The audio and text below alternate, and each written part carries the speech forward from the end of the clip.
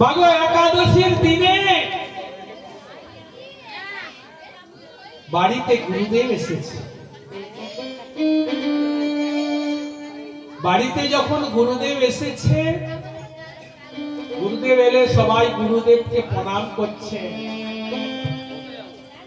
বাবা ছেলেকে বলছে, খোকা আয় বাবা আয়, গুরুদেব এসেছে প্রণাম কর। ছেলে বলল না বাবা, আমি ওসব গুরু গুরু মানি না, ভগবান মানি না, আমি প্রণাম করতে পারবো না। উচ্চ শিক্ষায় শিক্ষিত ছেলে, আধুনিক জগতের ছেলে, ভগবানকে মানে না। বাবা বলছে, খোকা ভগবান আছে বলে তুই বেঁচে আছিস, ভগবান খাওয়ায় তাই তুই খাস, ভগবান না খাওয়ালে উপবাসে যাস, তুই ভগবানকে মানিস না। ভগবান খাওয়ায় তবে তুই খাস। কি বললে? ভগবান আমাকে খাওয়ায় তবে আমি খাই, আর আমি যদি না খাই ভগবান আমাকে খাইয়ে দেবে তো? মনে মনে প্রতিজ্ঞা করলো, ঠিক আছে দেখবো তোমার ভগবান কতখানি, তার প্রমাণ নেব। আমি 3 দিন না খেয়ে থাকবো, দেখি ভগবান কি করে খাওয়ায়। মাগো একাদশীর দিনে উপবাসে গেল। মা ভাবলেন যাক আজকে ছেলেটা তবু একাদশীটা করেছে, উপোস থাকলে আরো ভালো। একাদশী কি করতে হয় গো? একাদশীতে পঞ্চরবি শস্য ত্যাগ করতে হয়। পঞ্চরবি শস্য মানে ধান, গম, যব, সরিষা, এগুলোকে ত্যাগ করতে হয়। সরিষার তেল, ধান থেকে যেসব জিনিস হয়, ভাত, মুড়ি, রুটি, এই চিড়ে, এগুলো খেতে নাই। গম থেকে যেসব জিনিস তৈরি হয়, আটা, বিস্কুট, পাউরুটি, এগুলো খেতে নাই। ডাল, কড়াই কোনো কিছু খেতে নাই। সরিষার তেল খেতে নাই, এগুলো নিষেধ। তাহলে কি খাবেন? ফলমূল খেতে পারেন, সবজি, আলু পেঁপে সেদ্ধ করে ঘি বা সূর্যমুখীর তেলে রান্না করে খাওয়া যায়। কিন্তু একাদশীতে অন্ন খাওয়ার নিষেধ, কারণ ওই একাদশীতে পাপ পুরুষ ওই অন্নের মধ্যে প্রবেশ করে। যে পাপ, মহাপাপ, সেই সমস্ত অন্নের মধ্যে প্রবেশ করে। তাই একাদশীতে অন্ন খেলে মহাপাপ হয়। এই জগতে যতই পাপ হোক, একাদশীতে অন্ন খাওয়ার মতো পাপ আর নাই। সেই জন্য অন্ন পরিত্যাগ করতে হয়। অনেকে একাদশীর দিনে রুটি খায়, মুড়ি খায়, পরোটা খায় না। এগুলো খাওয়াও যায়, একাদশী না করাও যায়। এগুলো সবই পঞ্চশস্যের মধ্যে পড়ে। আর যদি কেউ নিরাহার থাকতে পারে, পুরো উপবাস, সেটা আলাদা।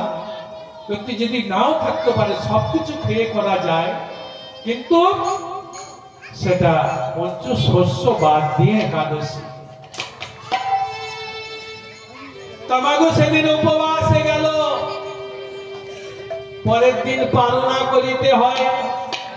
যারা যারা একাদশী করেন শুনুন, পরের দিন পালনা করতে হয়। পালনা মানে কি? আমাদের একটা পাঁজিতে একটা নির্দিষ্ট সময় দেয়। সূর্য ওঠার পর থেকে 9টা, 9:30, কিংবা অনেক সময় সূর্য ওঠার আধ ঘন্টা পরেও হয়, 1 ঘন্টা পরেও হতে পারে। ওই সময়টা আমাদের জানতে হয়। সেই একাদশীর পালন যদি আমরা না করি, তাহলে একাদশী করার যে ফল, সেটা বৃথা হয়ে যায়। আর সেই পালনটা কি করে করতে হয়?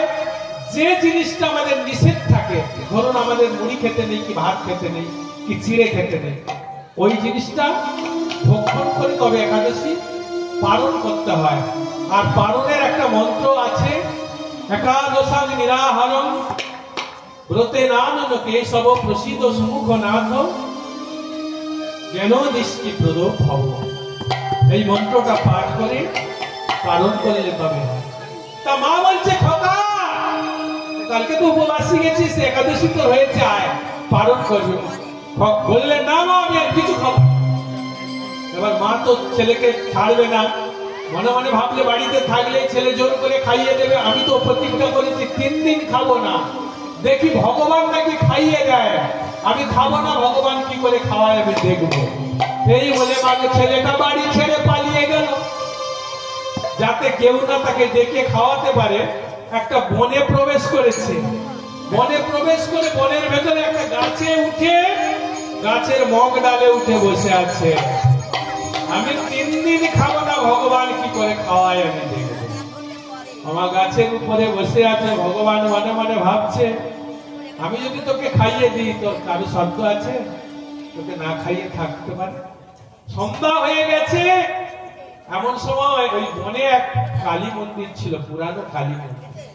তো সেই সন্ধ্যার সময় জমিদার একজনকে পাঠিয়ে দিয়েছে ওই মা কালীর মন্দিরে মায়ের পূজা দিয়েছে। নানা রকম নৈবেদ্য সাজিয়েছে, ফল মূল মিষ্টি পায়েস দই নানা রকম, মানে মায়ের জন্য অনেক কিছু সাজিয়েছে। সাজিয়ে একটা পাত্রে করে নিয়ে মাথায় করে চলেছে। আর যেতে যেতে গাইছে, ভেবে দেখ মন কেউ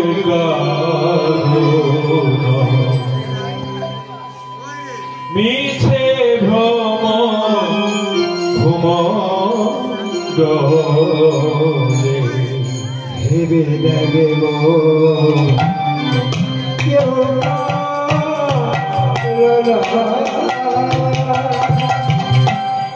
মিছে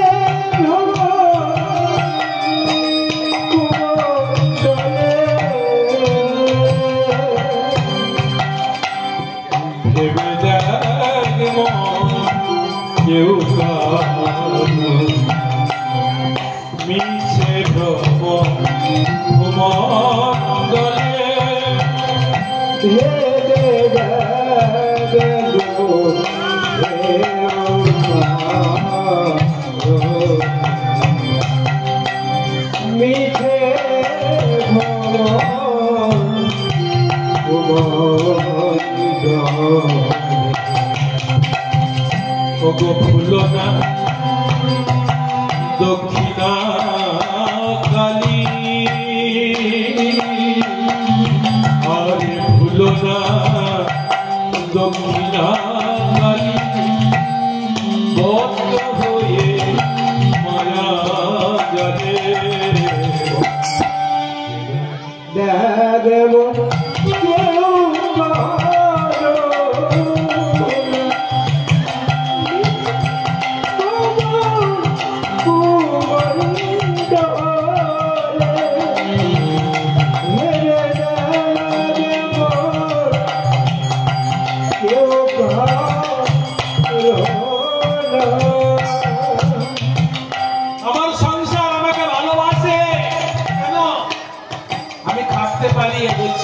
টাকা সংসারে দিই, তাই তো আমি সংসারে রোজগার করে টাকা দিই, সংসার আমাকে ভালোবাসে।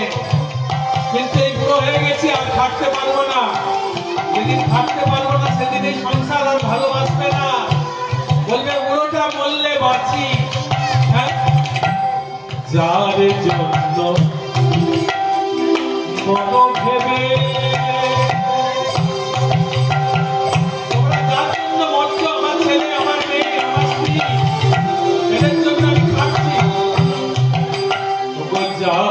জন্য মন ভেবে সে কি রে তোর সঙ্গে যাবে,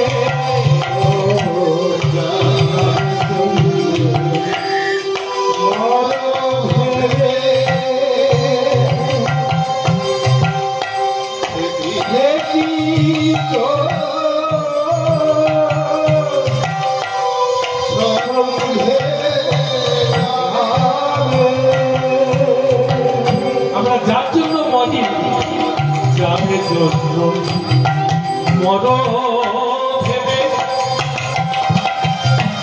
সে কি রে তোর সঙ্গে যাবে,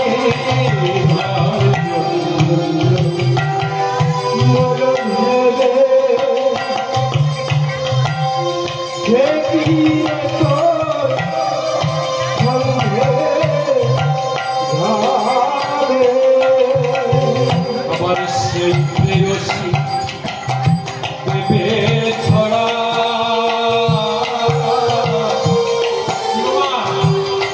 যার জন্য তুমি এত ভাবছো, এত মনে ভাবো, আর যখন তুমি চলে যাবে, বেরিয়ে যাবে, তখন বলবে মোড়াটাকে বের করে দে। হ্যাঁ, মোড়াটা বের করে দিয়ে কি করছে? সেই প্রেয়সী দেবে ছড়া।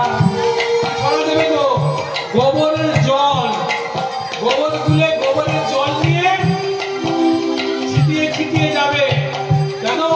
অমঙ্গল সব যাবে।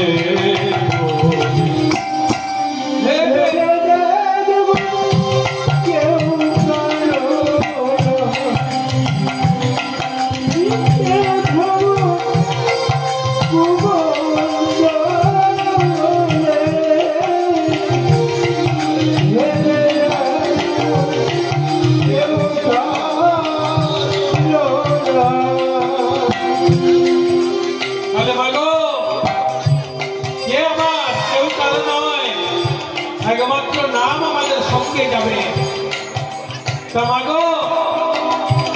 ছেলেটা গাছের উপরে বসে আছে, নিচে দিয়ে মায়ের পূজা যাচ্ছে।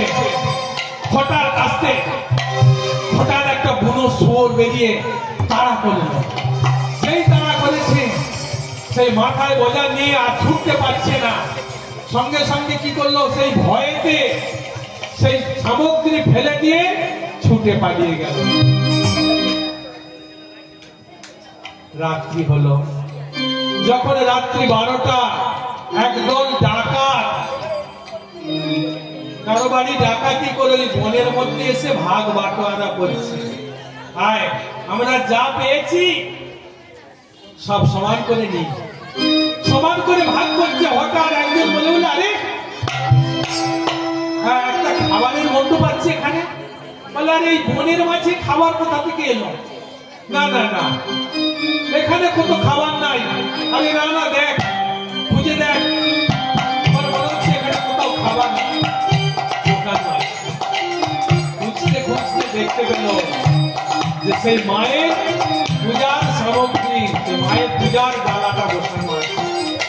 বলে, দেখবি আয়, আজ আমাদের মা কালী বড় সহায় হয়েছে। আমরা ডাকাতিও করেছি, মা আমাদের খাবারও জুগিয়ে দিয়েছে। তাই সবাই মিলে আমরা খাবো। এই বলে সেই মায়ের যে প্রসাদী নিয়ে যাচ্ছিল পূজার ডালা, সেখানে নিয়ে সবাই মিলে যখন ভাগ করে খেতে যাবে, এমন সবাই ডাকাতের সর্দার বলে উঠল, এই দাঁড়া দাঁড়া দাঁড়া, এই কেউ খাবি না। কেন? আমার সন্দেহ হচ্ছে, মনে হয় কেউ এই খাবারে বিষ মাখিয়ে এখানে রেখে গেছে, আর আমরা খেয়ে সবাই মরে যাই। না না না, তাহলে এই বনের মধ্যে খাবার এলো কি করে? তাহলে নিশ্চয়ই কেউ এখানে আছে। দেখ দেখ, এই বনের মধ্যে খুঁজে দেখ, কে এই খাবারটা নিয়ে এসেছে। বনের মধ্যে খাবার নিশ্চয়ই আছে, চারিদিকে খুঁজছে। টর্চ লাইট জ্বালিয়ে সবই দিকে খুঁজছে, কোথাও পাচ্ছে না। তাই তো, কই কেউ নেই তো, কোথাও নেই। হঠাৎ সেই গাছের উপরে বসেছিল ছেলেটি, হঠাৎ লক্ষ্য করে গেল, আরে এই দেখ, গাছের উপরে বসে আছে, ওকে নামিয়ে নিয়ে আয়। গাছ থেকে তাকে টেনে নামিয়ে এনেছে। এই বলে, এত বড় স্পর্ধা, তুই খাবারে বিষ মাখিয়ে ওখানে? বলছে, না গো না, আমি তোমাদের এই খাবারে বিষ মাখাই না, খাবারও আমি আনি না। কোনো কথা নয়, আগে তোকেই খাওয়াবো, এই বিষ মাখানো খাবার তোকেই খেতে হবে। বলছে, না না, আমি প্রতিজ্ঞা করেছি আমি খাবো না। ও প্রতিজ্ঞা, তার মানে আমাদের মারা মাছ করে আর এখন গাছে উঠে বসেছ, ও খাবে না। ওকে জোর করে শুয়ে মুখটা ভাগ করে ওই খাবারগুলো গুজে গুজে দিতে।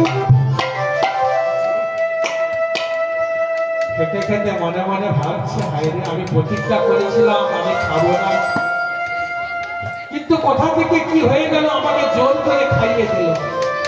তাহলে তো ভগবান আছে। ওই ছেলেটি একদিন একজন বড় কবি হয়েছিল। এই ছেলেটির নাম ছিল মলুক দাস।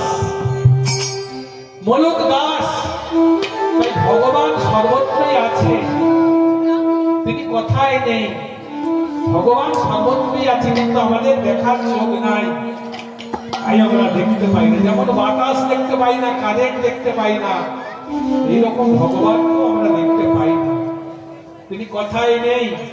আচয়ন লয়নিলে চিরন ভমিলে